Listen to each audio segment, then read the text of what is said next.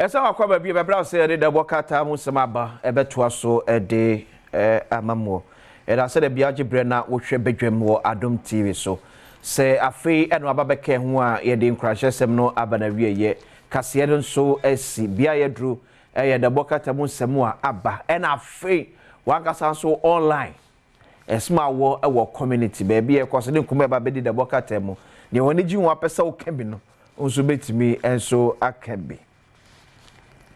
Ebi am kajo se nyagide ni arehemu se ede ne ebeye obie no bebuada boys go chop boys go chop I'm telling you boys go chop wonya sore nkwante nya sa agide ni arehemu no ese ede ne a ebuada obie nsi ebesi obi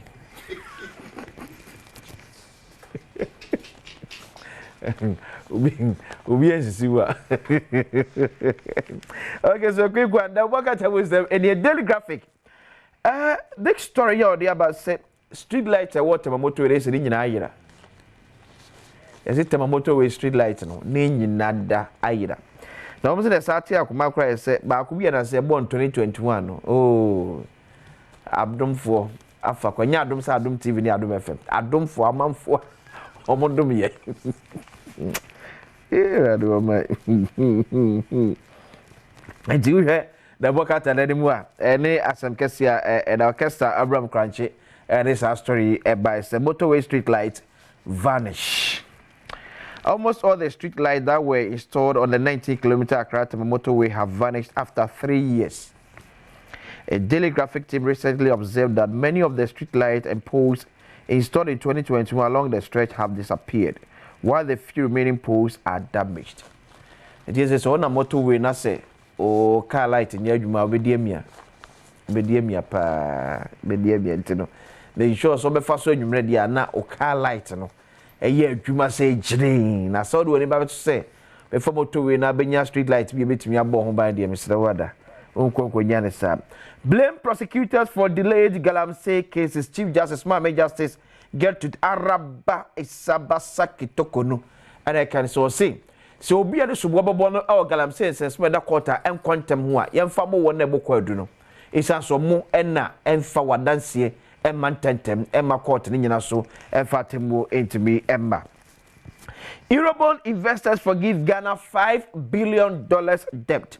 Etikana yedi ewa amono ne Eurobond no 7 eka say one do sika be shame no e de Ghana ka be say $5 billion ena enso etimi achenura ena Minister of Finance e de to edwada bokatai enso de bi aba ene anope. So daily graphic ena we ba ene anope. ABC News. Mahama must not run away from debating Bawumia. Enti Efrekobi Institute of Progressive Governance IPG fonso na dia to mampenda da John Dramani mama anim so twiremu tiny betene yepe also Dr. Bawumia eye debate so eni omnom se 6 December krom beye ti dwoma function train se 6 December aka don hwere ba akwa me akoto aba o me sa debate no enya sa abatore maso to nzi dwoma function the train se be na bia oni Dr. Bawumia be debate so debate Dr. Bawumia emi se bi nipa the policies no ahodi wom eja wom na obi ankogina kroti antoma na obi so ntira nafo enso ntoma ne mu nyina mu gire simpe ba akoso a otuma na we ya na we so ya no sa na ye ho yenim. Mahama's poor economic record makes him unfit to lead Ghana again. Professor Isaac Bodi enso se wose John Mahama de se be best kasam kontembu a bom pani sound to one sakra fatase amai e besa to aba e de ama no biem. Ghana TVET Services launches Japan Ghana Automotive Engineering and Cultural Exchange Program. TVET for na esua de no Japan for ye edition mu sakra kakra to mu so media free Japan for pisu esua bi so e de free on my Ghana mu. ABC News dia on so de ba ene anopai eno no. Daily Guide. Ghana Health Service records Mpox case. Enti say Mpox ya na ba na toto say tomatoes no. E say bia be pim e wo man Ghana say be 230 cases and on my so far ya recording. Ghana complete Eurobond debt exchange. It Eurobond debt exchange. So you see, we are going to catch us. Modi can best $5 billion na HM. Nana Mox Mahama over number 8. It's another dan kwa for so say be na twetwe na duru one model do jomama so. So number 8 na MB before airpay a break ni one akwa kwahye o ni omenya break pe wo da fomo srene sa. Oba da bokata yi emu a eno na ewo hanom. A J Mensa Corsa gives 50 motorbikes to Bono NPP.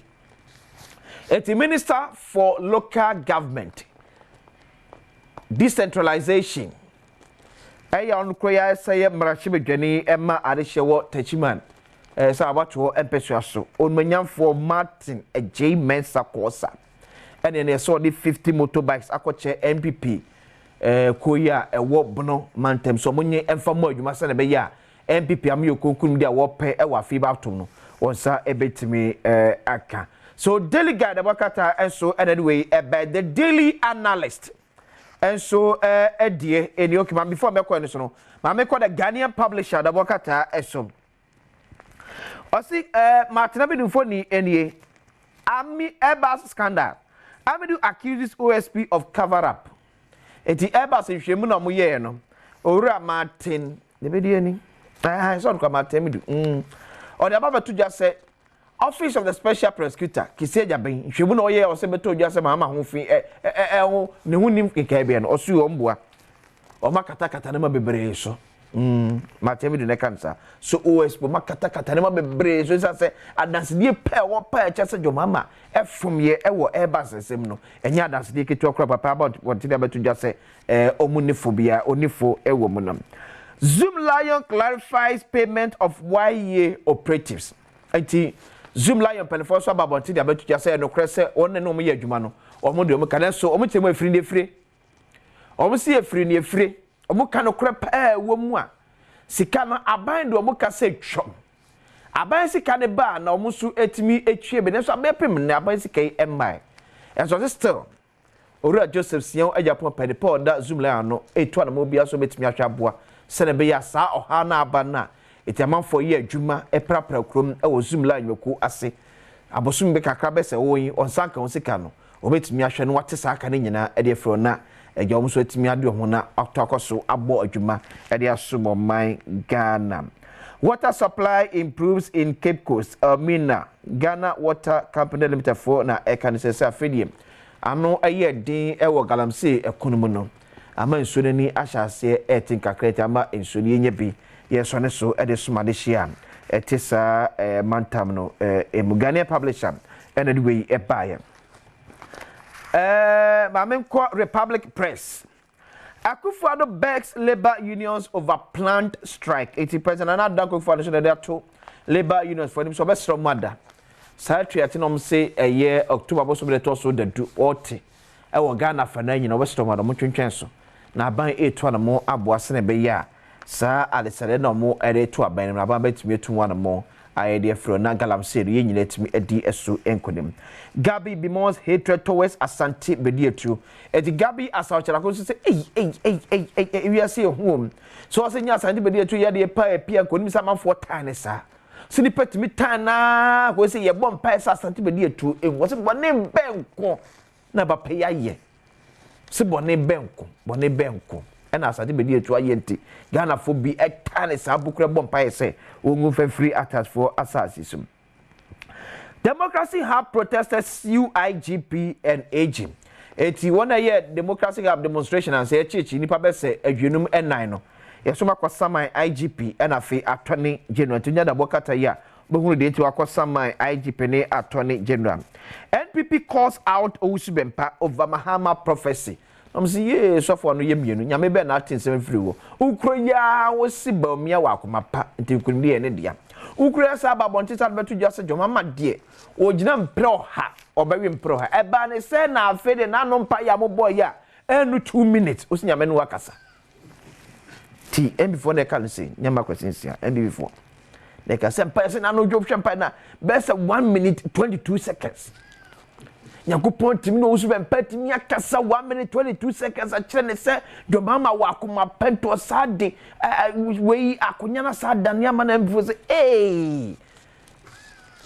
na NG Gabriel kra no this information kra ba no kra yeah obe delay kakra yeah 1 minute 22 seconds wetim dey deliver oh tem before so kasa sade no pa the Republic Press enso enonom the hawk enso enie From Ghana to Jordan, Angela List fraud network exposed. Interpol hot in her trial in $54 million scam. Yes. A mark CSA be na mama here mono.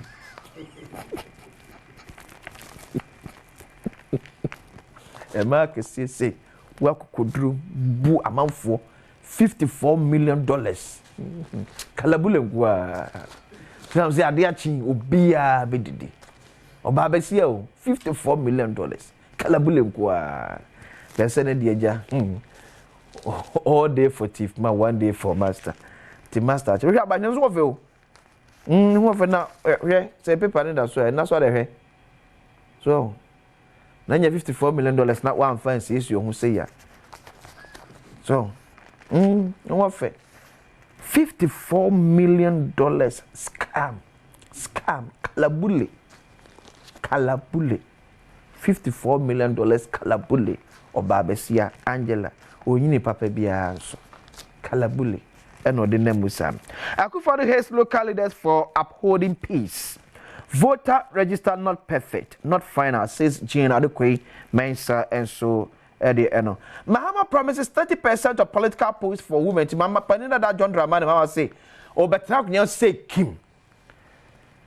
Ne ministers obey you know. Emu ahumuchemu aduasa ebeye emma and say no kra no be pray cabinet positions kra dia mom de so hwe cabinet position say enipa be say edun kuna emunum ebeye emma eti John Dramani Mahama and so boshawde Ghana adehye ebien so the hawk the wakata is no the inquisitor okay mama phone line no entum 1 or 2 calls manager yanko 0302 211701 0302211702 0302211703 Headlines are upbedding headlines but now so webetim dia maya no pay na bra yeto so akwen. Completion of Airbus investigations. The Victor Amidu weeps bitterly and attacks OSP. Etiesi Martin Amidu odi yaw no odi yawdie super kisi ejabu odwuma o yede boa oman. Unions heavily divided over intended Galamsey strike. Until Labour Union see much say two. It be some support Galamsey strike, no. It be some more unsupported. And they say actually what's happening for the enam. Martin Ejemesa Kosa donate 50 motorbikes cash. 50 motorbikes cash to Bono MPP.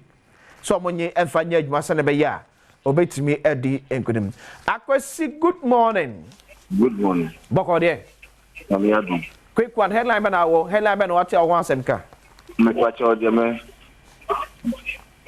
E kwacho de me kan ya ne se o mo pani da jomama o nyana bi so odwa na fi debate ya one Dr. Baumia be yan because pesi ehu omi no different. We need obi abetumi aye. Okay. E obi anka de waye ene de obetumi aye. Na Ghana fo nyina ye ntie hunu se we anase we. Meras. About you good morning. Ina ko simple design. Boko na nso e. Nyanko pa go ka sefe nkoko ni. Okay. Yetio. Mese amanyofo ni na ka se ntwi na we meje we se no. Hwe be MPP ni, be NDC ni, me Ghana ni. Okay. Na se hu se Mahama o se be bi obe wi na ma Ghana fo nyina. Okoba man de buka leza na po iri fa ni so constitution so mura. No asambra. Into fa toto hu. O sa be transfer be nyansa be bu man no. Bye bye. Meso meras ba me kwa maso na me fa the next caller here also e was so. Hello, good morning. Hello. Gentlemen, good morning. Hello, good morning. Yes sir. Me pa cho yentio. Me pa cho me se ya sofo a omudi enimadi ekunyame ho. Okay. Se yesere omo a no kwe no ababo no ka no na yenka. Okay. Yankopon senkom politician bia to we ne be wini we be ni o sha adwen sakra ene hia nipa okay nipa sakira na dwen a bibia e papa bia nyame de be se yensa enti omo kodi amanofo ne chi a sebi ebedum e bi no mani magu ase anura ya na wugina ho ka se mahama wugina empre oha afei anura ye wasa ameka se do mahama na nyame yi na ma o mangana e de na mo de kire enchire ma eba yesre mo ka no kure na ye enchire nipa. That's it, but that's one fact, my last caller. Hello, good morning. Maybe also that's MP. Me that's it. Na, my menes are money. There be, my menes quack show be. Oh, na say mo de no level hand and be bad or be bring any so kakana. Yeah, to us.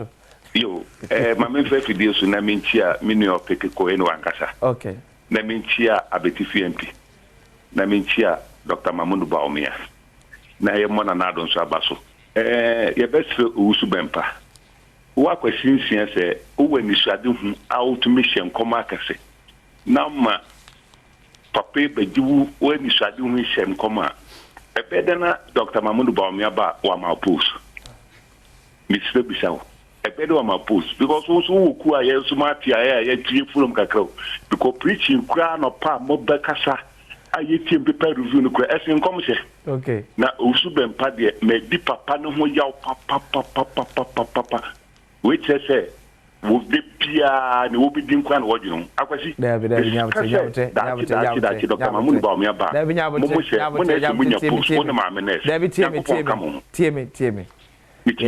yes sir akwasi mi fiu si papa na kana asem so one na nya adwuna different eni ne ho yaw one na nya akwasi onso wa bompa ye nyame a kire baabi ade beko mebu that's be MP nti ameka ne say papa we no hwe nyankopon anim ka kire Ghana fu nyina say moja wo edwoma amansem nti da bempa na odi super glue na tina copy pa edwoma amansem moja no enti na meka say enti na meka say yesu ye nkire ya adwen so na mechi ma adwen am just da be na odi tina copy pa edwoma amansem a no tina nyame ne se hene on ne to hene ye manya menya no kwafo na anwaka nyina nya any Dr. Mamundu Baumia okay one for friend NCN call Adom online Baker backs 25 years jail term for defiling primary 5 people. Hey, it will be on so top panel and I'll bought a where is a meat pie for Nibia? Pan for the other anymore. I did pan bonnet too. Never on the cover. Also, condemn Finchia, Edwino, in court remands unemployed man over ECG meter to be a career. ECG for meter, non see a channel ya court say, Yenfano Cononsa, Embra Eche. Check out 1992 throwback photo of a Chiame Kwame and Kofi Papa. The Mrantiwe. Omka group among 4 shade must still message to me about a Chiame group no. Nay, super pa. Yenfao Asia. Yako Yagude Sem Twasso.